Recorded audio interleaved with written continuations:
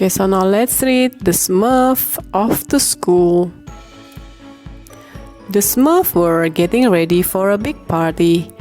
Papa Smurf, how much currant syrup should I smurf to this barrel of water? Asked a Smurf.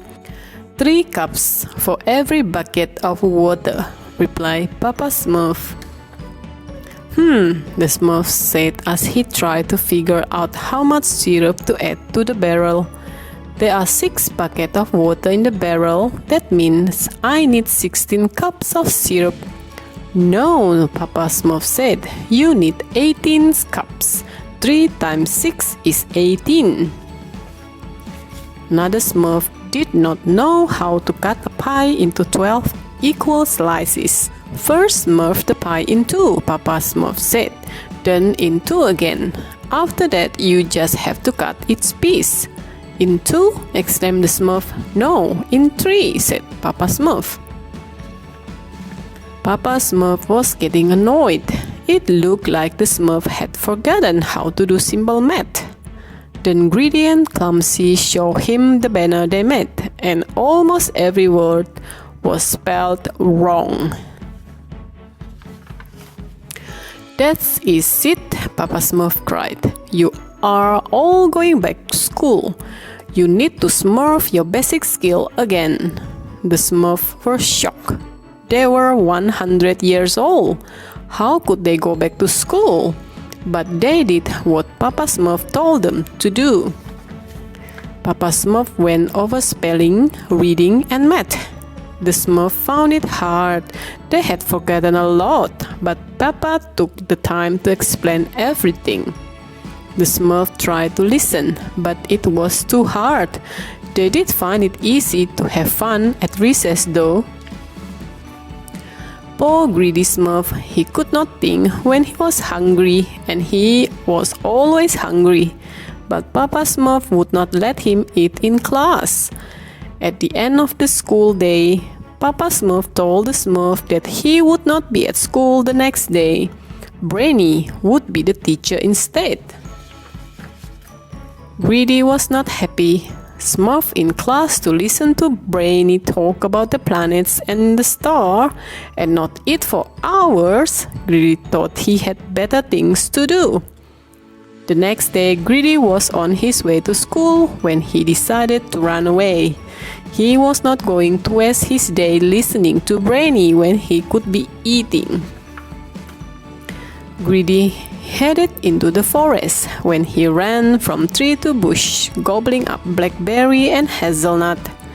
At school, everyone noticed that Greedy was not there, and Brainy was furious. I will tell Papa Smurf, Brainy said. Papa Smurf was not happy to hear that Greedy was not at school. He will have to skip dessert tonight, Papa said. That will teach him to skip school. But when Greedy did not show up for supper, Papa Smurf got worried. If he is not back by the time it is dark, we will have to smurf for him, he said. Meanwhile, Greedy had lost his way in the forest. He had been walking around for hours and he tried to find his way back home. When it got too dark to see, Greedy found a place to rest under a rock. I am so tired, he said, and I am so hungry too. That night, the sounds of the forest kept Greedy awake, and he tried not to think about being scared. To shout out the sounds and scary thought, Greedy began to say the timetables he had been studying at school. Just as he was about to say, 5 times 5 is, he heard someone call his name.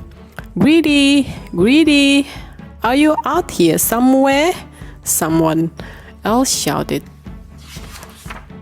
Greedy was so happy. Thank you for looking for me, Greedy told his friend. But it is so dark, how will you know how to smurf home? Oh, that's easy, Clumsy said. Climb this rock and I will show you. On top of the rock, Clumsy pointed to the night sky.